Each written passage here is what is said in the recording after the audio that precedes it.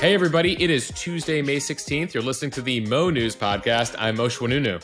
And I'm Jill Wagner. This is the place where we bring you just the facts. And we read all the news and read between the lines so you don't have to. Jill, as I was saying, the Mo News Podcast, I don't know if you remember the Howard Stern movie Private Parts from the late 90s, where they had him say, WNBC, WN. So I'm like, as I was saying, the Mo News Podcast, that was going through my head. I don't know what made you think of that, but that's one of my husband's favorite movies, actually. The life story WNBC. of Howard Stern. WNBC.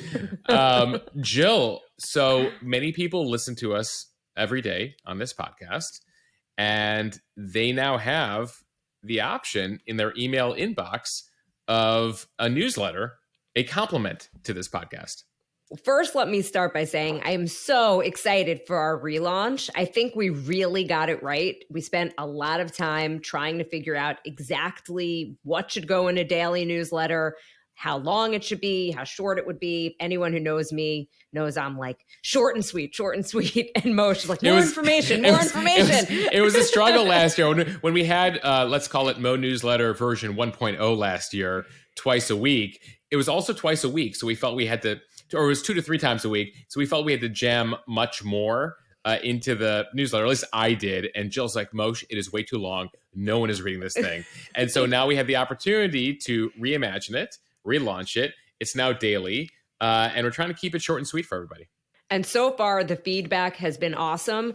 I actually think it is a great compliment as well to the Instagram feed, because I know that there's a lot of people, myself included.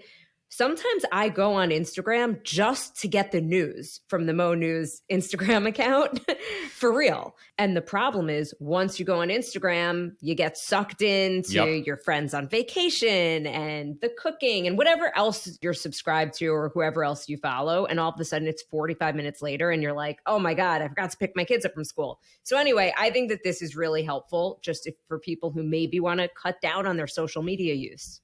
If you don't get it yet, head over to mo.news, our new website. You can click on the newsletter tab, throw your email in there, and subscribe. And you'll be getting it Monday through Friday mornings. I imagine there will be major breaking news events where we'll do extra copies. We'll try to do a deep dive every day on one topic.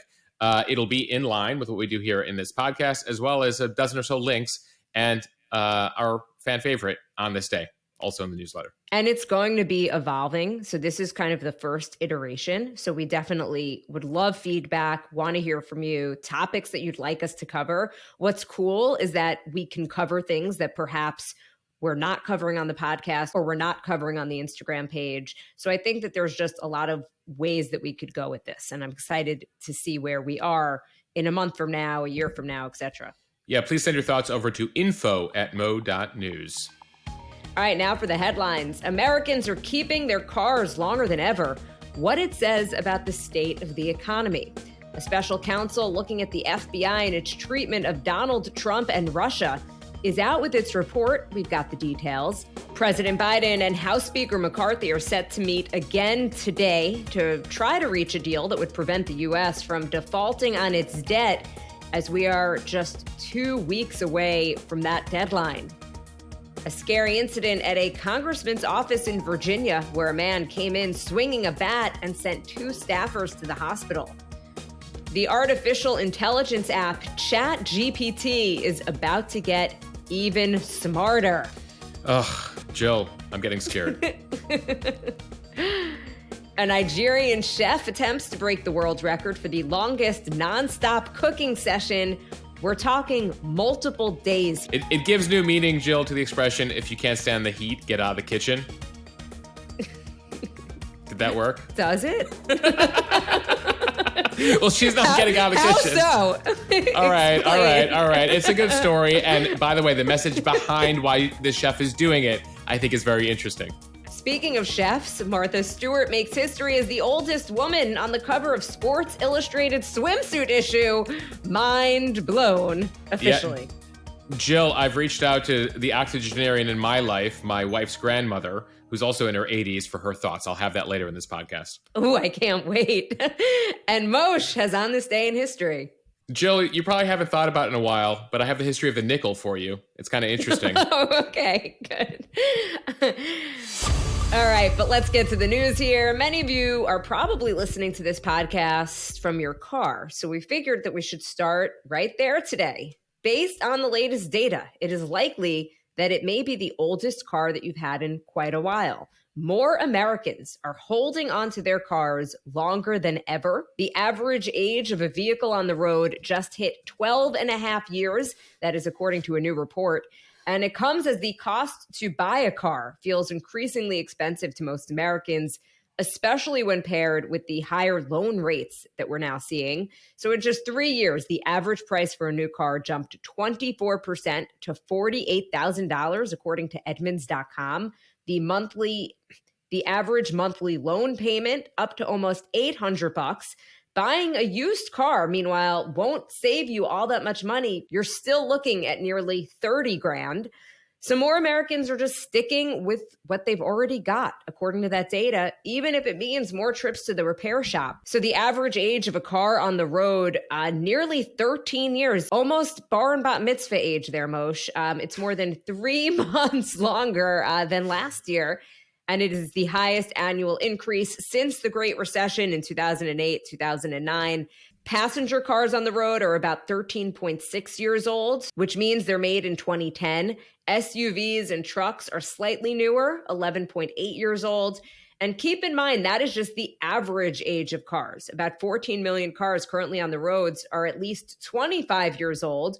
We did the math. That means that the cars were made in 1998 or earlier. We're very good at addition and subtraction here at the Mo News podcast. But we actually had to check the numbers, Jill, because I was like, wait, 1998 was 25 years ago? So we double checked that. And in fact, we can confirm here at Mo News that 1998 was 25 years ago. And that means that a lot of those cars have got CD players in them. Correct. I don't know if you own any CDs, any of you, but your car may still have one of them. And it comes, Jill, as you mentioned, the price of everything going up, and that people are just kind of sitting tight here. In many cases, sometimes they're repairing their cars for more money than the car is worth. And that's according to some mechanics. My dad actually sells auto parts in the Midwest, and so we're in touch with a lot of them. And they've been seeing more and more cars that are built in the 90s, built in the 80s, that people are just trying to keep going several 100,000 miles now. Now, what made this story so interesting is that as this average vehicle age is going up, it does come as we've seen this renewed push for electric cars. S&P, which put out these numbers, claims that new electric vehicle sales increased 58% last year, with almost 800,000 cars sold.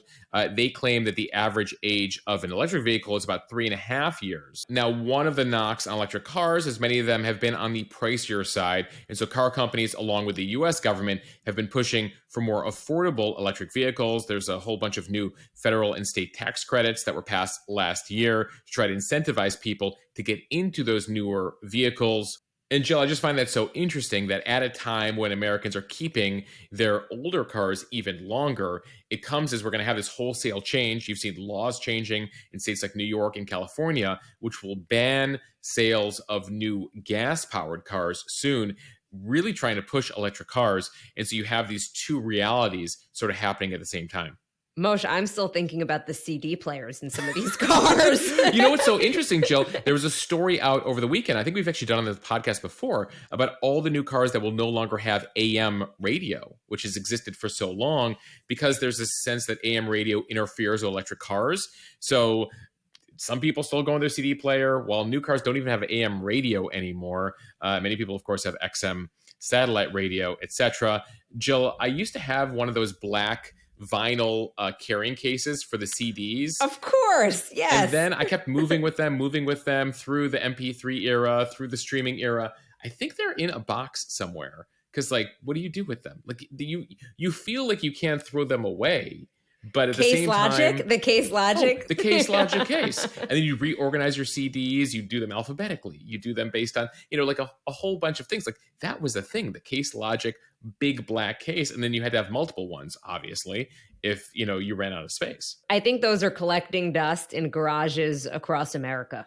Well, if somebody who listens to this podcast has a CD player right now in your car, Jill and I will look for our CDs. I have a great collection. I think the Beatles, Rolling Stones, and a lot of 90s hip hop, most Fugees albums, actually. Jill, I know that you probably have Bruce and some other artists covered as well. I feel like I have a lot of mixes, like Summer Mix 96 and all those types of that good stuff. Yeah. The mix that led with Mambo number 5. Basically. But we digress here. Back to the topic at hand.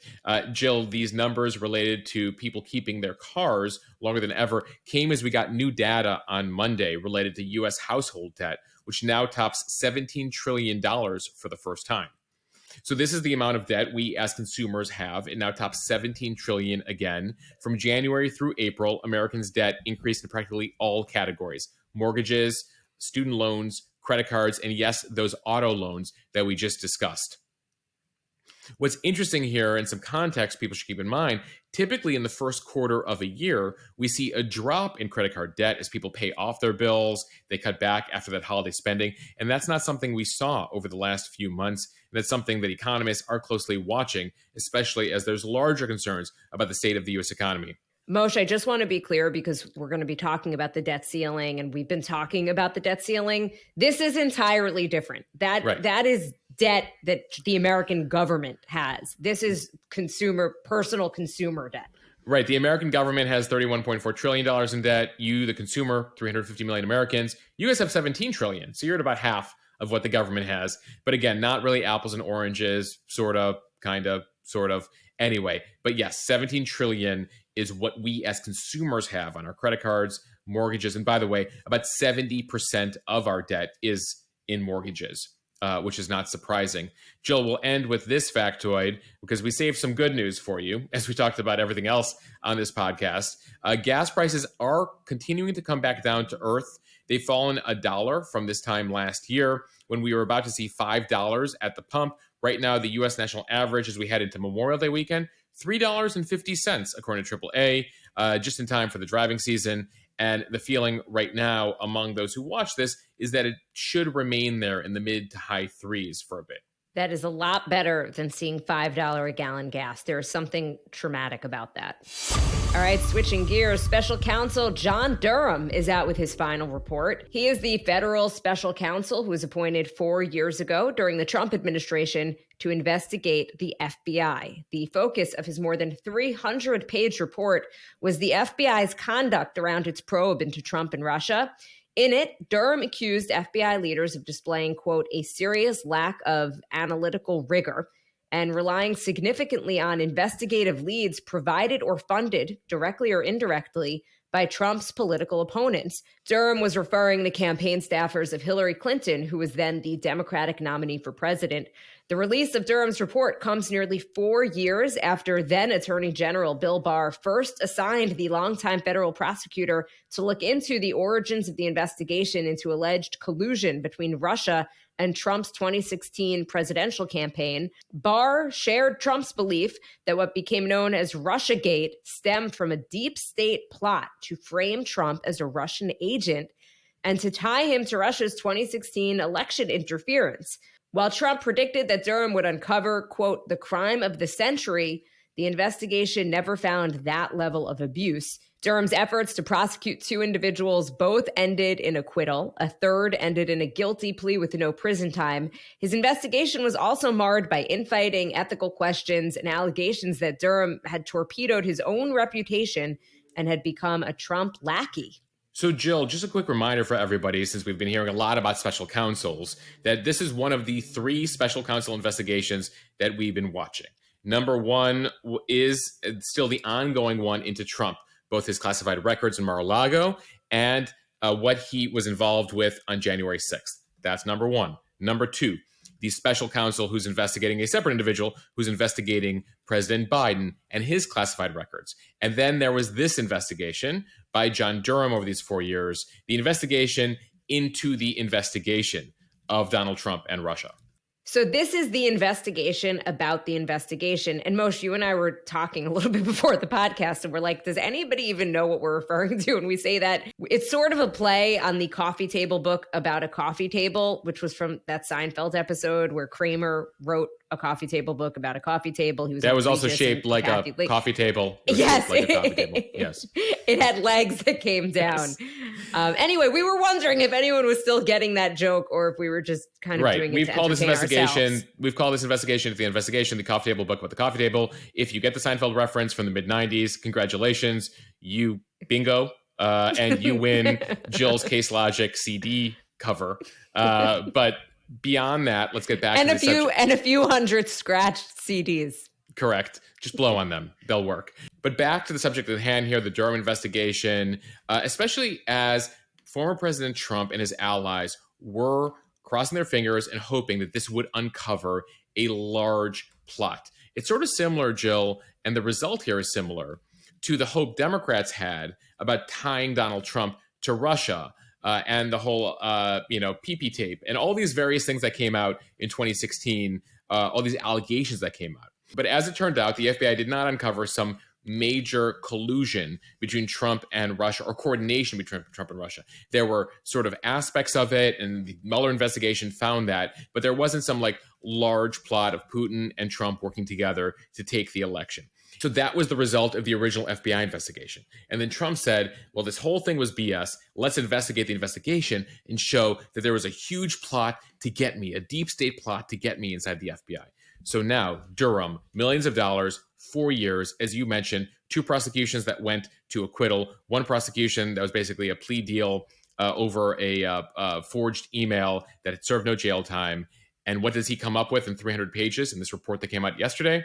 Well, basically, that the FBI had some really incompetent people, proceeded with some shoddy investigating, but no large deep state plot. So as it turns out, after now, what are we in 2023? 7 years, 2 investigations, both sides effectively disappointed here that there was no grand plot that they were suspecting, but just some shoddiness, some low-level nonsense, etc. And what's interesting here in this Durham report is it doesn't, at the end, say the following people need to be arrested, wholesale change at the FBI, etc. It just finds that there were some people really bad at their job, and there is some need for some reform within the FBI, but you're not going to see a bunch of people getting marched to prison, which was the hope of former President Trump, especially as he goes into another election. What's interesting is that even Durham in the report, Jill, stopped short of saying that political bias, that basically a bunch of liberals in the FBI is the reason why they made the decisions they do. He doesn't even say that. He says that the FBI handling of Trump exhibited what's called confirmation bias, reinforced assumptions about what the Russians would do. And that is part of the reason that they pursued leads here that he feels were unethical, and that at the same time, they weren't pursuing the same leads on Hillary Clinton. So we will wait now to hear from Durham. Jim Jordan up on Capitol Hill, a big believer in a grand plot. We'll have him up to testify. So expect to hear more on that, Jill. But I thought it was really interesting and sort of poetic that the investigation into the investigation that one side thought would reveal a grand plot and didn't, that investigation, which thought that they would find a grand plot, also didn't. And both sides are going to spin it however they want. Oh, it's amazing. I posted on the Mo News Premium Instagram account, like the various headlines, how Fox is covering it, how the New York Times is covering it. And you can see how the spin machine is working depending on kind of the political slant that you bring to it. But just keep in mind here, I hope this explanation made sense for folks, that ultimately, bottom line, Durham spent 4 years, found some inappropriateness within the FBI, no illegality, and that's sort of where we're at. And that's sort of where we're at now, 4 years later. I also want to mention that this investigation cost $6.5 million, and it took however many years. Moshe, when special prosecutors get assigned, do they have any sense of urgency or deadlines that they're working with? Because this feels like a rather long time to be investigating this, and certainly the costs are piling up. I mean, there's special counsels, there's independent counsels. I mean, people might remember the Ken Starr investigation in the 90s. That lasted years and began with real estate dealings in Arkansas and ended with Monica Lewinsky's blue dress, right? And so in some cases, they have a specific agenda. In some cases, it diverges over time. And it's like as things come up, if they find crimes, it's basically a crime pursuit. Can we find crimes? Let's look over here. Let's look over here. There's some crimes over here. Let's keep following up there. And so now you saw it with the Starr investigation, which was independent counsel, which is slightly different, the Mueller investigation, now the Durham investigation, and now we have two more left. They seem to be working with more urgency, though, especially the Trump special counsel investigation, given that we're coming up against an election. But there's really no set budget or no set deadline. They'll have a budget, and then they'll ask for more money. Hey, we ran out of money. We need more. Yeah. Time now for the speed read from CBS News. A man with a metal baseball bat attacked two members of Democratic Representative Jerry Connolly's staff at his district office in Northern Virginia Monday morning. This is according to police. U.S. Capitol Police identified the suspect as 49-year-old Schwan Katran Pham of Fairfax, Virginia. He is in custody and faces charges of aggravated malicious wounding. The congressman was not at the office at the time of the attack. It happened shortly before 11 a.m. Monday. In a statement, the congressman said that the man, quote, asked for me before committing an act of violence against two members of my staff. The suspect here hit a senior aide in the head and then an intern who happened to be on her first day on the job. Poor thing. They were brought to the hospital with non-life-threatening injuries. A spokesperson for the Fairfax City Police Department said officers were on the scene within 5 minutes. At this time, they say it's not clear what the suspect's motivation may have been. Federal court records show that someone with the same name as Pham with an address in Fairfax filed a lawsuit against the CIA in May of last year. It included a handwritten nonsensical complaint that the CIA wrongfully imprisoned him in what he called his lower perspective and was torturing him in the fourth dimension. Pham asked that he be cured and returned to normal condition by technology. He also demanded $29 million in compensation. The Justice Department filed to dismiss the case earlier this year. But the larger issue of violence against members of the government remains a very concerning issue for U.S. Capitol Police, which last year investigated 7,500 cases of potential threats against members of Congress.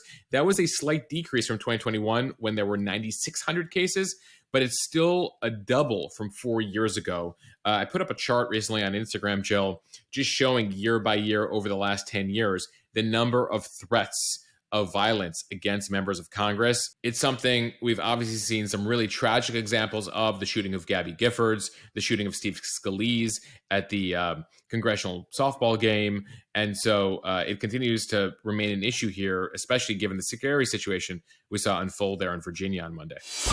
From Reuters, President Biden and House Speaker Kevin McCarthy are set to meet today at the White House to try to resolve the debt ceiling standoff with about 2 weeks to go. They're going to be joined by the House Democratic leader and Senate leadership. The two parties enter a critical week for debt ceiling talks, hoping that they could find some common ground on spending levels and energy regulations to avert a devastating default. In recent days, lower-level staff have been negotiating, but the two sides did not appear close to an agreement. After refusing to negotiate for months and asking for a clean increase on debt ceiling like previous presidents got, Biden is now talking to Republicans who control the U.S. House. The White House now not ruling out the annual spending caps. It is something Republicans say must accompany any increase in the nation's $31.4 trillion debt limit. A warning to all of you today: don't expect much. It would be a real shocker if they came up with a deal. Also, Washington not known to come up with deals with 2 weeks to go. They love to procrastinate till the last second. And the two sides remain far apart. Speaker McCarthy saying recently that the talks are not going well so far. He was quoted as saying, "There's no progress that I see, and it concerns me that we don't have a timeline." Biden made no public comments on the state of negotiations on Monday. He did tell reporters on Sunday that he thought both sides want to reach a deal, and I think we'll be able to do it. So they're going to have this meeting today, and then President Biden leaves for Japan for the G7 summit of the major world leaders of the 7 biggest economies, which will leave little time when he returns to reach a deal before the U.S. is set to run out of money to pay its bills. Treasury officials believe that could come as soon as June 1st.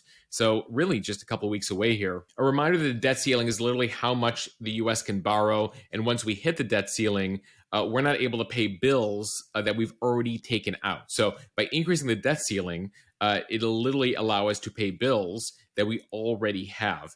The U.S. is risking, again, its first ever default. Economists concerned that it would plunge the country into a recession, inject chaos into global financial markets. Janet Yellen, the Treasury Secretary, saying on Monday that it's already resulted in a jump in borrowing costs, because keep in mind, if other countries and organizations believe the U.S. is not good on its debt, that means we have to pay higher rates. And add to all of this, Jill, the pressure from former President Trump, who last week at that CNN town hall and since then has said repeatedly that the Republicans who support him should allow the country to default unless all their demands are met, which includes a whole list of demands beyond Biden spending less. They want him to reverse a whole bunch of bills, laws that were passed in the last couple of years. When Trump was asked about it, by the way, saying that when he was president, he said that nobody should play with the debt ceiling. He literally told CNN last week, yeah, that's when I was president. I'm not president anymore. So I think they should let him default. And the audience loved it. Yes. The audience of his supporters. But I mean, listen, Jill, this is very risky stuff. And I think we're all hopeful that they can come to some sort of compromise by June 1st. But you know what? In that case, he was being honest, because it's quite true. This happens all the time, that candidates criticize certain policies, but then when they're in office, they exactly do those policies and vice versa. Jill, my first job as a researcher for Chris Wallace on Fox News Sunday was to literally dig up this hypocrisy from politicians. And you can go back and you can see a then Senator Biden challenging then President George W. Bush on the debt ceiling, saying maybe we shouldn't extend it. You see Trump and Republicans who extended it 3 times. Republicans extended it 3 times for Donald Trump, no strings attached. And now Republicans are like, well, Biden's in office, so we're going to attach some strings here. And so it goes both ways. And, you know, it's a leverage tool, right? Because we've created this like fake debt ceiling for ourselves that we have to raise repeatedly 100 plus times over the last 100 years. And it's a leverage play. And that's what you see here when we have split government and we can't get basic things done. So this is where we stand. 2 weeks to go. Let's see how the meetings go. But ultimately, you can imagine that next week, they're really going to take it up until the deadline. But all of you can expect, and again, this is based on covering this stuff for the last 20 years, that they will take this thing up until the deadline next week. And then when the stock market starts to have some really rough days next week, Washington will get into gear. That's at least what we've seen happen several times. Tracking some AI news for you here. Look for some major headlines this week, according to Insider.com. ChatGPT about to get a whole lot better. OpenAI, which is the company behind the AI chatbot, has announced that it's going to be rolling out some new features to ChatGPT Plus users this week. So users who pay for ChatGPT Plus, which uses model GPT-4, are going to have access to a web browsing feature that will provide up-to-the-minute information. Web browsing has the potential to be a game changer, particularly in making ChatGPT a promising search engine. Prior to the update, ChatGPT was limited to what it could answer, as it was only trained on data up until 2021. So this made it useless when it came to information about current events and real-time developments. So with ChatGPT's web browser, users can ask multiple specific questions. And again, we'll be learning more about this later this week. The bot will then summarize the answer as well as multiple news articles it deems relevant in a matter of seconds. If it doesn't provide the desired result, you can then change the prompt for a more nuanced answer. ChatGPT Plus, again, this is if you pay for it, will have access to more than 70 third-party plugins for the web, including Expedia, Kayak, Instacart. With these plugins, users will also be able to prompt ChatGPT to perform tasks on specific websites. So in a demonstration OpenAI had for this, they demonstrated OpenTable and Instacart plugins, and they were using the example of a user looking for vegan food in San Francisco. Not atypical for San Francisco, of course. The user asked ChatGPT to suggest one great restaurant for Saturday and then a simple recipe for Sunday. So it found that restaurant, immediately populated an order for delivery based on the taste of that person. And then also, for the simple recipe, already put in all the ingredients into a cart for Instacart for you to order everything that it just suggested in that recipe. And it does come, Jill, as Google, which is competing with Microsoft, which is invested in ChatGPT. Google has something called Bard. It announced recently that it is now available in 180 countries, the Google Bard competitor. It is so fascinating, though, because I was messing around with ChatGPT over the weekend, trying to see if I could use it to write the podcast. We're still trying to get it to work. So here was the prompt that I put in. I wrote, write a news story about the current status of negotiations between House Speaker Kevin McCarthy and President Joe Biden when it comes to the debt ceiling. And its answer was, it apologized and said, as an AI language model, I cannot generate real-time news stories or information as I do not have access to current news sources. Additionally, I cannot speculate or create fictional news stories. Is there anything else that I can assist you with? At that point, I had it do on this day in history, which was amazing. And I sent it to Moshe. I was like, I think we got it. We're good. Right. But before 2021, it's great. It's great on this day in history. I should state for the record, Jill, that's one of the reasons I had to write the podcast today, including the debt ceiling update, because ChatGPT, not quite there yet. Before we realized, though, that ChatGPT did not have access to news sources or really current information, what we were going to do is that I was going to use it to write one story in the podcast and have Moshe guess which one it was. Unfortunately, we're not going to be able to do that until they do this update, and then perhaps we will. Okay, from ABC News, a Nigerian chef on Monday set a new global record for the longest hours of nonstop cooking. She cooked for 100 hours, which surpasses the current record.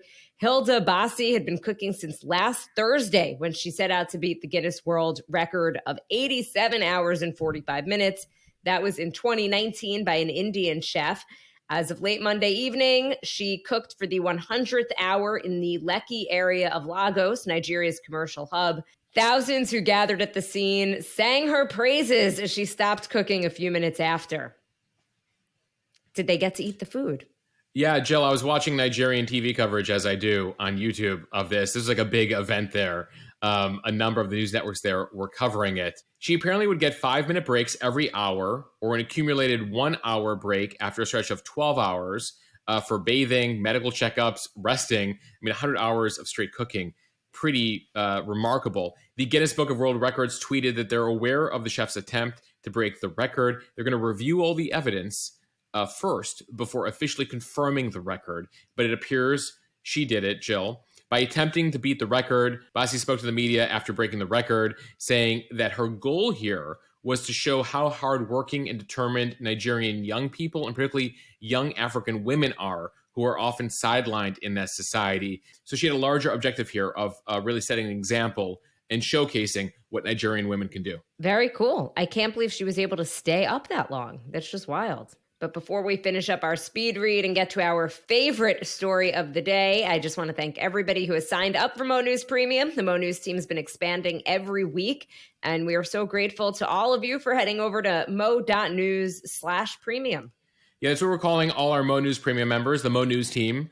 I would love for our Mo News team staff to be as large as the Mo News team premium members, but we'll get there. But we're appreciating all of you who have become members of our Mo News team by joining premium. It's a way for us to sustain what we're currently doing, also grow our offerings. As you heard earlier on the podcast, we've launched the daily newsletter. So we're continuing to try to grow what we're doing on as many platforms as possible. And your support for premium will let us do that. Again, if you head over to mo.news/premium, it'll get you access to behind the scenes episodes, a private members-only podcast, as well as a members-only Instagram account where you'll get, again, behind-the-scenes content, your questions answered, etc. It's a way to support us and support independent journalism. It's $7 a month or $70 a year. That annual package comes with 2 months free. Again, check that out right now at mo.news/premium. From Yahoo Life, Martha Stewart is a woman of many talents, and now she could add Sports Illustrated swimsuit cover model to that list. The 81-year-old is one of the latest cover stars on the iconic magazine's 2023 issue, stealing the title of the oldest to pose for the publication from Mae Musk, that is Elon Musk's mother, who appeared on the 2022 cover when she was 74 years old. Stewart said, quote, "Usually I'm motivated by pay, but this time I was motivated by showing people that a woman my age could still look good, feel good, be good. I thought that this is kind of historic and that I better look really good." And she does. She looks awesome. She looks great. Jill, she revealed it on the Today Show on NBC on Monday morning. Let's take a listen to a bit of what she told Savannah and Hoda. In January, end of January, you have to be ready to pose for the cover of Sports Illustrated. And, you know, that was a kind of a request that I've never had before. and to be on the cover at my age was a challenge. And I think I met the challenge. In what way? Well, I didn't starve myself, but I didn't eat any bread or pasta for a couple of months. I went to Pilates every other day, and that was great. The Pilates, I'm still going to Pilates every other day because it's so great. And I live a clean life anyway, pretty, good diet and good exercise and healthy skincare and all of that stuff. But it was kind of fun. The Sports Illustrated swimsuit issue, of course, holds a special place in the American psyche with regards to beauty ideals. Jill, I went to my favorite octogenarian, Elaine, who is my wife's grandma. And I call her my grandma, of course, now too. She is set to turn 88 this week, actually. So happy early birthday, Elaine. And I was like, what do you think about Martha Stewart posing on the cover of Sports Illustrated? And she said, and she just sent me a text, "I thought it sent the message that seniors are still viable, functioning people. I think it's fantastic." I should mention, Elaine also asked her boyfriend, Ed, who's 93 years old. He agrees that it's fantastic news. And so it's playing big in the octogenarian, frankly, all communities, really, Jill. I posted this on my Instagram account, Jill R. Wagner, for anyone out there who wants to follow me. And I asked what people thought. Almost everybody said that they loved it. She's crushing it, killing it, yada, yada. I did have one friend, though, who made an interesting point, which was Martha Stewart has clearly had some work done, right? And you can imagine there was some photoshopping yes. and touch-ups to the photos. Yeah. And her take on it was, is this setting up unrealistic expectations? Womp womp. Just another thought. I'm going to ask Grandma Elaine how she feels about your friend's comments, given that Grandma Elaine is 88. But anyway, and more looks power. Awesome. And I've met her, and she's the best. Listen, I also looked up her age versus Joe Biden, since we talk about a lot of 80-year-olds on this podcast. Martha Stewart is 15 months older than Joe Biden, Jill. He's such a baby. All right, now time for On This Day in History. On this day in 1866, the U.S. Congress passed legislation calling for the creation of a 5-cent piece of currency composed of nickel and copper. The currency would eventually become known as the nickel. It wasn't always worth 5 cents, though. The previous year, what they were calling the nickel was a 3-cent coin. They made it a 5-cent coin. Apparently, at the time, Jill, we also had a coin called the half dime, which was we had a half dime and a nickel. We were still getting our act together back then. More fun facts for you who weren't expecting today to learn more about the nickel. It turns out that calling it a nickel is misleading. Nickels should be called coppers because so-called nickels today are actually 75% copper, Jill. Jill, do you remember who's on the front of the nickel? Why do you do this to me, Moshe? Yeah, no, you're forgiven. You're forgiven if you don't remember. I don't. It's Thomas Jefferson. Thomas Jefferson is on the front of the nickel. And by the way, I probably wouldn't have done well with that, but I've been researching the nickel today in preparation for this podcast. Anyway, you mean the copper? The copper. By the way, it was actually made out of silver, the 5-cent coins before that. So I'm confusing you all. They were silver, they were copper, they were nickel. The nickel's made out of copper. Just mess with people today on the nickel. You probably don't have any in your pocket because when's the last time anybody ever carried change around? Me. I have started to carry change. I've started to use a lot of cash. Jill has some left in the Case Logic CD case from earlier. And I'm like counting pennies and change whenever I'm paying for stuff. And I feel like people are behind me like, lady, get it together. They are. They definitely are. Who is this woman? Anyway, let's fast forward now to the 20th century. On this day in 1929, the first Academy Awards were held. There were 12 categories, 270 people in attendance. And Jill, the Academy Awards that first time lasted 15 minutes. They didn't the good old days. The good old days. 12 categories, 15 minutes. It was not broadcast for radio or TV. The second Academy Awards the following year in 1930 were broadcast on the radio. By the way, if you wanted to get in to the Academy Awards that first time, $5 tickets. All right, a bit of food news. Iconic food news. On this day in 1965, SpaghettiOs were introduced to the market. SpaghettiO. There you go. The following year, some music news for you. On this day, May 16th, 1966, American rock group The Beach Boys released their masterwork, Pet Sounds. Jill, arguably one of the best albums of all time. And finally, some movie news for you. On this day in 1986, Top Gun was released in American theaters, making Tom Cruise a household name. I feel the need for speed. It's still a great movie. The sequel is awesome, but the original is still great. And it's still something that I will watch if it's on TV or, if I see it on Netflix or wherever it is. Fantastic film. Okay, really quickly, want to apologize for just being super chatty. But Moshe has been gone for a week, and I think we just kind of like talking. To catch up on. And by the way, Jill, if they've made it this far on the podcast, they enjoyed the chattiness. The people who were annoyed definitely tuned out. Thank you, everybody, for listening to the Mo News podcast. Follow us and subscribe so you don't miss an episode. Review us in the App Store so we can continue to grow. And be sure to join Mo News Premium, mo.news/premium, to continue to support what we're doing here. So grateful to all of you who have already done that. Also, you can leave us a voicemail if you want to ask questions and have your questions heard on the podcast. 1-800-711-MOSH. Again, 1-800-711-MOSH. Leave a message. MOSH.